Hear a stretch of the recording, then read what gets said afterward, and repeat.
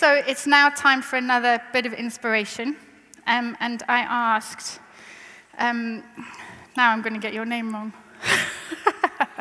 I asked Dr. Jane Davidson how she would like to be introduced, because yet again, this is a lady with a phenomenal history and a huge amount of things that she has achieved, that she's part of, and great things to say. One of the things, though, is that Peter's asked her not to talk about food. So she wanted me to make the point that she is passionate about food and is actually a smallholder herself with 10 hectares and pigs and vegetables and chickens and fruit and you name it. And this is on top of the fact that she's been a minister in Wales. She's been absolutely fundamental to getting sustainable development as part of the legislation in Wales. She's also the Wales chair of the RSA Countryside and Food Commission. There's just so much, so it's going to be a fascinating chat. Oh, sorry, one very important thing, because we were actually talking about procurement. Jane has been really successful just last week in managing to secure £100,000 in funding for public procurement in Wales, which means it can actually be done. So congratulations, first of all, and let's all say welcome to Jane.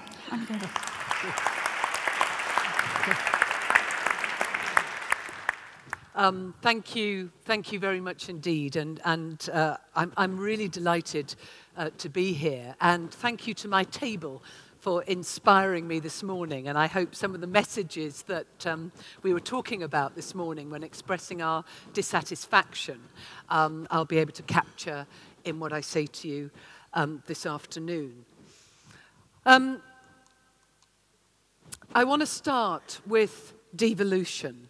Now, what is interesting, I think particularly here in Scotland, is that devolution in the UK, when it happened in 1999, was not only really unequal in the sense that those people who became MSPs in Scotland were given substantial powers for the first new government in Scotland, and then since then more powers have been acquired. In Wales, we lowly assembly members came in with no powers at all. So back in 1999, when I first became an assembly member, we were not even a government. The assembly was a corporate body. It was an executive and its members all in one. And it wasn't until for the Government of Wales Act of 2006 that changed. But we did have one thing that was different to any other devolved nation in the UK, and that was the duty that you see on the board in front of you. When we were created as a new National Assembly for Wales, we had a duty to have a scheme setting out how we would promote sustainable development in the exercise of our functions. Now, I came into the Assembly having led an anti-poverty organisation, having been an environmentalist all my life, having introduced education for sustainable development, global citizenship in schools and universities. I was a Gender 21 woman, for anybody who's old enough to remember that, the Rio designation. And I was absolutely passionate about the idea that this new institution could think more sustainably. So I thought that, you know, like Wales was in this amazing position in 1999 with its new institution putting sustainable development in the exercise of its functions. When we actually, as a minister in the executive in the early years, we decided to use the Brundtland definition of sustainable development. And some of you will know that. It's the most common definition of sustainable development in the world, and it goes as follows. Development that meets the needs of the present without compromising the ability of future generations to meet their own needs. And I think that is a really important principle, because I know, I mean, even though my children are employed, when I was 27 and a teacher, I bought my first house on my own salary. My son, earning a similar amount of money, needed help from two parents to buy a tiny house in the centre of Cardiff. A smaller house compared to the one I was able to buy on my own those years ago. My generation has let, and there are a number of you in the room, your generation down. And therefore, it feels to me fundamentally important to try and arrest that problem in politics where everything is in the immediate, the now, the response, to try and look at how we protect future generations better. So there I am, starry-eyed. We have this duty. We have decided on our definition. And for those of you who know about the Brundtland definition already, do you also know that it has two subsections? The concept of needs, in particular, the essential needs of the world's poor, to which overriding priority should be given. Now, if you translate that at country level, how can we even accept the rise of food banks? How can we accept hunger in a nation, not just in Scotland, but in the nations of the UK, where we waste so much food? And also the idea of limitations imposed by the state. So the state's role in making this sustainable development happen on technology and social organisation in order to ensure the environment's ability to meet present and future needs, i.e., we have to operate within those environmental limits.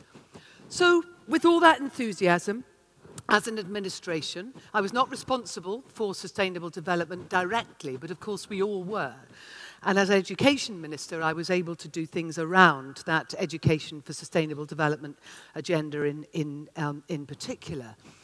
Our scheme, each administration had to produce a scheme, and then the next administration had to say how good the scheme was.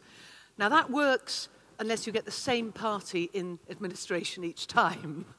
Because then, of course, generally, and we had that in Wales, generally, you know, my party, the Labour Party in Wales, was going to say that the Labour scheme had been good. So it was really important to have independent effectiveness reviews from schemes. So I'm just trying to bring out some of the aspects of the Act that may be useful to you in terms of looking at what you want in terms of your food legislation here. And what happened effectively in the context of that development was that we had a scheme, we had an effectiveness review. The effectiveness review said, great, really ambitious scheme, but actually you've not got the powers to deliver. And also there's lots of things you're doing which are not fitting with this. And lots of those were historical in the context of what we inherited coming in 1999. So less ambitious scheme, second time, back in 2003, but with timelines, effectiveness review. Yes, good on those things, but effectively, and I'm going to summarize, it was like 10 things for a better planet, but not a coherent framework. Now, I'm Education Minister in 2007. We have our next election. And I spend a lot of time telling the First Minister, a wonderful man called Rodri Morgan, who sadly has died, saying, we've got to have a climate change minister. They've got to have responsibility for energy, for the environment, for building. They need to be looking at all issues around the environment, including air pollution and everything else. They must have charge of the planning system. Well, you can guess where this ended up. I got given it as a portfolio. A portfolio that in England, in London, is carried out by 7 ministers. So, you know, in devolved nations, sometimes cut your ministers some slack on the basis that they carry out functions, which if they were carried out in London, an awful lot of people have to do.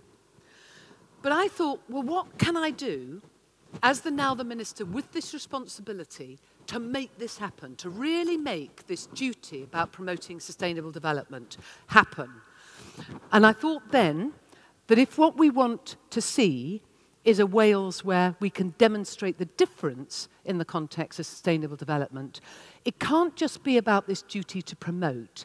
It has to be at the heart, absolutely at the heart of everything that we do.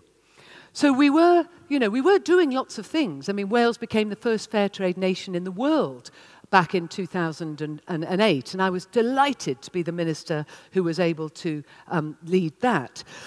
But I wanted to capture civil society as well. I wanted to know what the people of Wales felt about this administration and whether they would support a more sustainable approach. So I appointed a climate change commissioner, a climate change commission with all the political parties on it, lots of experts, and also civil society representatives. And I used the Sustainable Development Commissioner, because we still had Sustainable Development Commission then, to lead that, and he was linked into the voluntary organisations of Wales. So he then conducted research and worked with them on what people wanted, and we worked through schools as well. And in 2009, we published One Wales, One Planet. Now, I didn't write this, but I think it's an absolutely brilliant document, because what it does is says, this is what a sustainable Wales should look like, including food in that mix, but including all the other aspects of sustainability linked to social justice, linked to the economy, linked to the culture of the country, linked to health, linked to the environment. So it lays out a vision that's been agreed by school children, by universities, by civil society, etc., and others. And what it did was put sustainable development as the central organising principle. Now, this sounds as though it's just a success story. No, because along came in 2010 an effectiveness review. Now, this is one that I commissioned because I was really worried that I'd had my kind of like eye on how this should be delivered.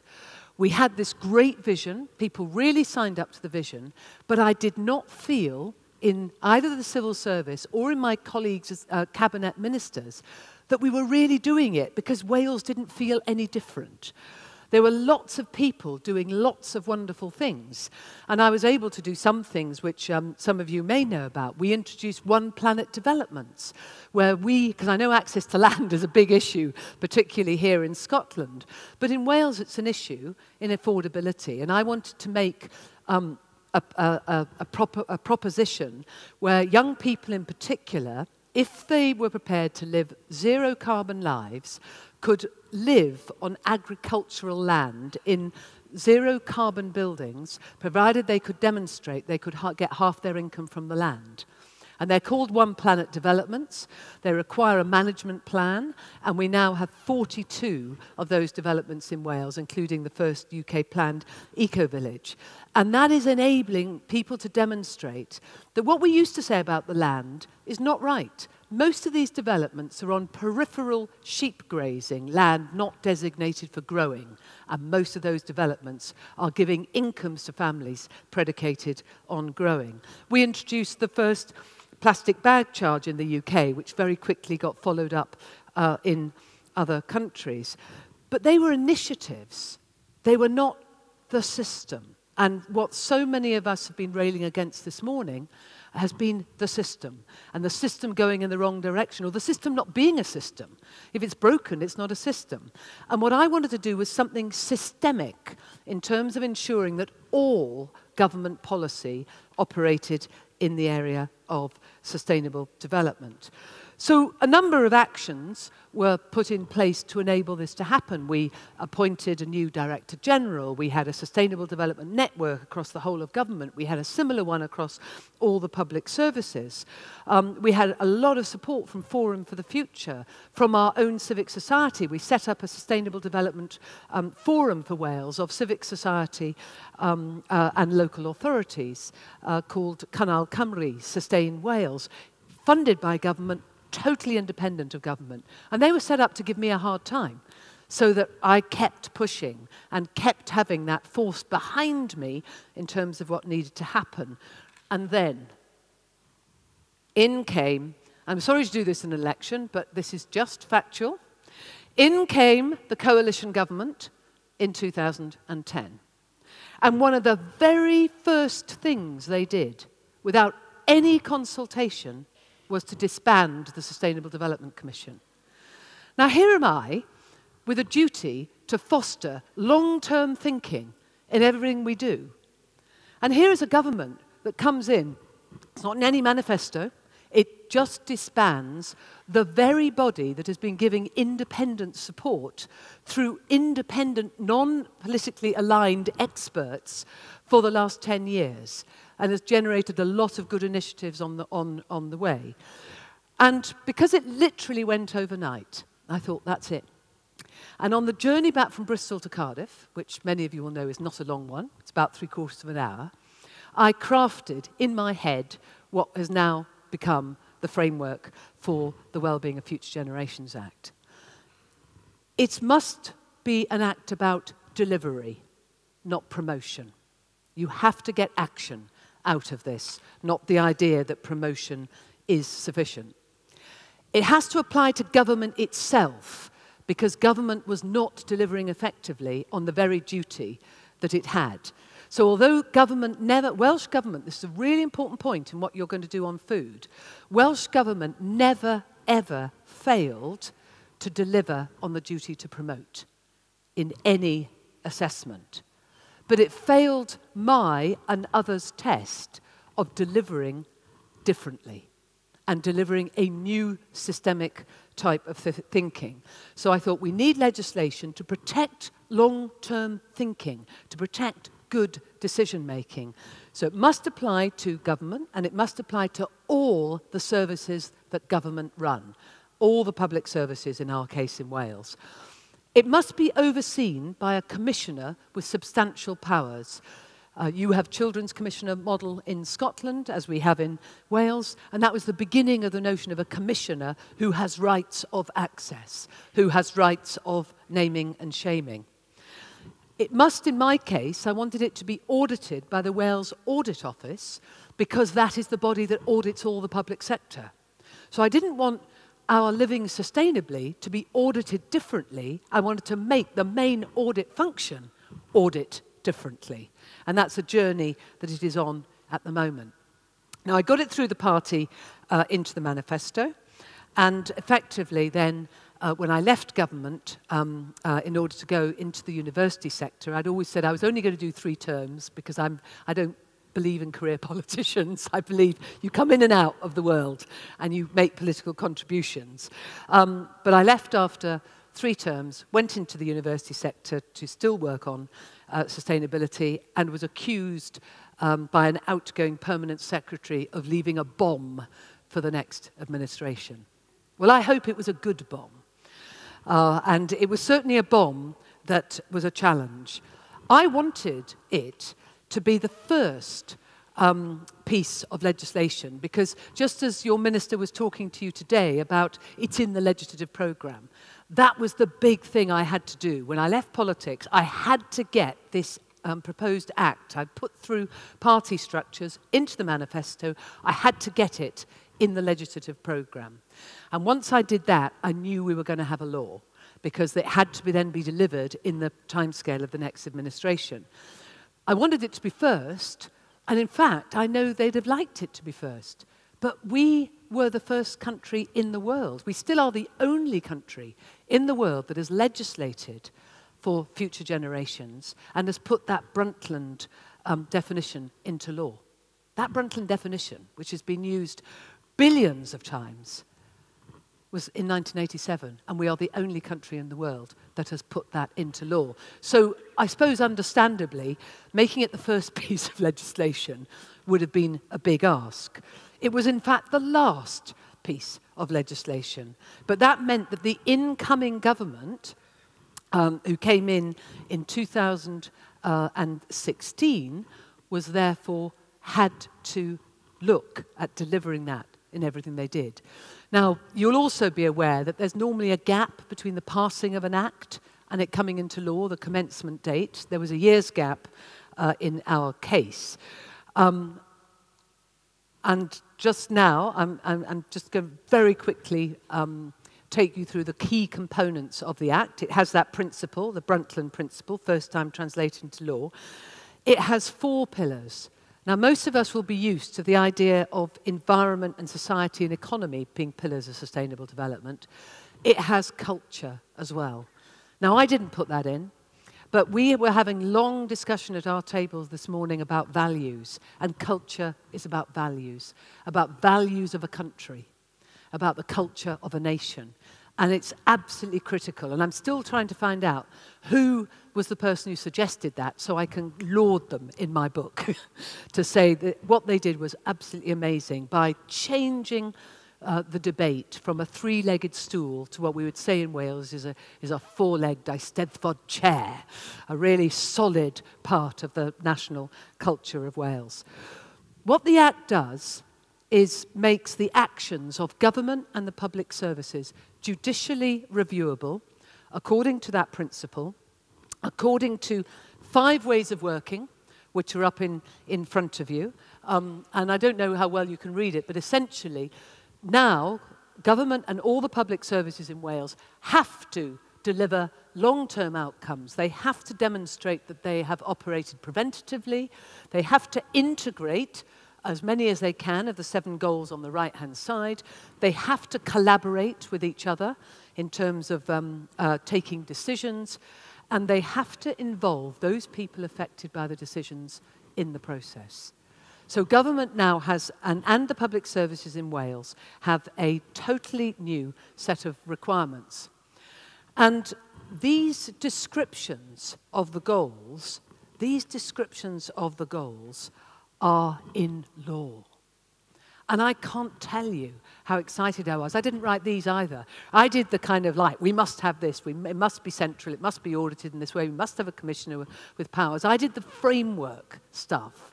But this Act now, this Act enshrines low-carbon prosperity into prosperity for Wales. If anybody tried, I mean, we've outlawed fracking anyway, but if anybody tried to open a new coal plant or a new oil plant, they would immediately fall foul of this Act. And some of you who've watched this space will know that the dearly held proposition from the CBI of a relief road to the M4, which would have destroyed designated areas of scientific interest in the Gwent levels, fell because of this Act. So already, even though all the public services and the government is only in the early stages of writing the plans for what this might look like, we already can demonstrate it's enabling people to think differently. And for me, this is all about framework legislation. It's not about all the compliance being in one place. There are many people who've said to me, but it's only a judicial review. It doesn't have other elements of compliance. But of course, under this Act sits the Environment Act with compliance. If we, as I'm going to go rushing back to Wales, suggesting we really, really, really need a Food Act along the lines that you are proposing, then a Food Act would sit underneath this. And if you just think in the context of these definitions, where a prosperous Wales is an innovative, productive and low-carbon society which recognises the limits of the global environment and therefore uses resources efficiently and proportionately, including acting on climate change, and which develops a skilled and well-educated population in an economy which generates wealth and provides employment opportunities, allowing people to take advantage of the wealth generated through securing decent work. That's about paying growers, if you look at it in the food context. That's about rewarding sustainably delivered food. That's about new kinds of prosperity linked to that, but rewarding decent work being in a law enables a total reevaluation of the idea that growers are not respected. They are underfunded. They do it for love. When you then look at a resilient Wales, which maintains and enhances a biodiverse natural environment with healthy functioning ecosystems able to respond to climate change, we know land management is about healthy and responsible ecosystems. So the Act once again gives permission to people who want to change food production in the context of expanding Wales's resilience. And similarly, if you go through a healthier Wales, we know that in the context of what is healthier in food, what more can Wales do in that context? A more equal Wales, a society which refuses to accept hunger of its poorest and most vulnerable citizens. A Wales of cohesive communities, attractive, viable, safe. Communities which are hungry are not safe. So how can we make them safe? Look at the food security argument in the context of communities. Of vibrant culture and thriving Welsh language. And that's about culture and heritage and identity and encouraging people to participate. And they, specifically in the Act, talks about arts and sports and recreation. But food is so much part of all those activities as well. And at the end, and it's not at the end because these goals are not hierarchical, this is about a globally responsible Wales where in everything it does and in anything it does externally, it then takes these values forward. Now, it's very early days in terms of the Act, and I was asked to look at key messages. And I think the thing for me is that I've actually been campaigning for this all my life, but I didn't know that's what I was campaigning for. And I think hearing people today, I think many of you will be in the same position. I didn't know when I first became passionately involved with nature when I was a child in Africa that actually I'd be campaigning for a law in Wales much later. So I think there's something about staying committed and staying focused, but also about finding other routes if the route that you think you're going to go down is blocked. You don't have to just go to something one way. And many, many amazing campaigns have faltered on the idea that they have a specific recommendation and that may not be able to be delivered at that time. I can honestly say that although I may just have had a go at that coalition government when it got rid of the Sustainable Development Commission, I can say thank you to them. They may not have factored sustainable development into what they do, but if they hadn't got rid of the Sustainable Development Commission in that cavalier way, we would not have an Act in Wales. Because it was that Act that was the final dissatisfaction that forced me to action. Ironically, I had to take, I think it was an emergency resolution through the party conference manifesto conference, because luckily they got rid of it 3 days before a conference. I took an emergency resolution about sustainable development to a party conference. So I do owe them a debt of gratitude. And Wales has had primary powers since 2011, and that enables it to act. But I just want to close with two reflections. There will be very few, if anybody, in this room who was alive when this was first crafted, because this was crafted in 1943, Maslow's hierarchy of needs. It was crafted during the Second World War. Now, if you just look at those needs, we see there at the bottom, but of course we're not talking the bottom, we're talking about the base, the fundamental needs that drive human and, in fact, species existence. This is not just about humans, this is about species. Air, water, food, shelter, sleep, clothing, in the human's case, reproduction. If you don't have those dealt with, those needs dealt with, and that for me is the fundamental purpose of government, to do that. If you don't have those needs met with, that next set of needs, the safety needs, personal security, employment, resources, health, prosperity, they are at risk. And of course, that is the area of election territory. This is what all the political parties will be arguing about. And well, not just until we vote, but afterwards as well. But those are the areas where people have different interpretations about what they mean. But then if you go above that, we have the points that were made earlier about joy and love and friendship. Love and belonging, friendship, intimacy, family, sense of connection, which is essential for esteem, respect, self-esteem, status, recognition, strength, and freedoms. And without those, how do you move to self-actualization? How do you move to be the most that any of us would want to be? Now, what's interesting to me about this is I think that it has more validity now than it has probably had in most of my lifetime. It was used a lot in the 60s. It's been not used for a long time. But I think its time is there to be considered again, because right at the heart of that physiological need is food. And we need to make sure that food is accessible to all. It's a fundamental physiological need by which we survive. So if we can't achieve self-actualization without a range of those other things in those hierarchy of needs, we are destroying opportunities for future generations. Now, I don't know how useful the lessons for Wales will be. I'll continue to work with Pete and others in the terms of how we can potentially use some of those lessons in terms of driving the agenda forward you want to do around food, and I want to look at how I can take what you're doing on food and look at reinterpreting that in the Welsh context.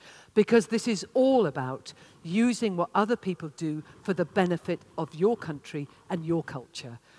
These are only lessons from Wales in the sense that we have done some learning about how to move from promotion to doing. And the next bit of learning, and I said this to the person who was here from the bill in the Scottish Parliament and the Scottish Government, was actually hold on to the word demonstrate. Because what a lawyer said to me is that actually if you wrote the word demonstrate into 2 parts of what is now the Wellbeing of Future Generations Act, you make it even harder, if not impossible, for anybody to escape their responsibility. And if a government passes legislation like this, it needs its toes increasingly held to the proverbial fire, and sadly that fire is not as proverbial as it used to be. Thank you very much.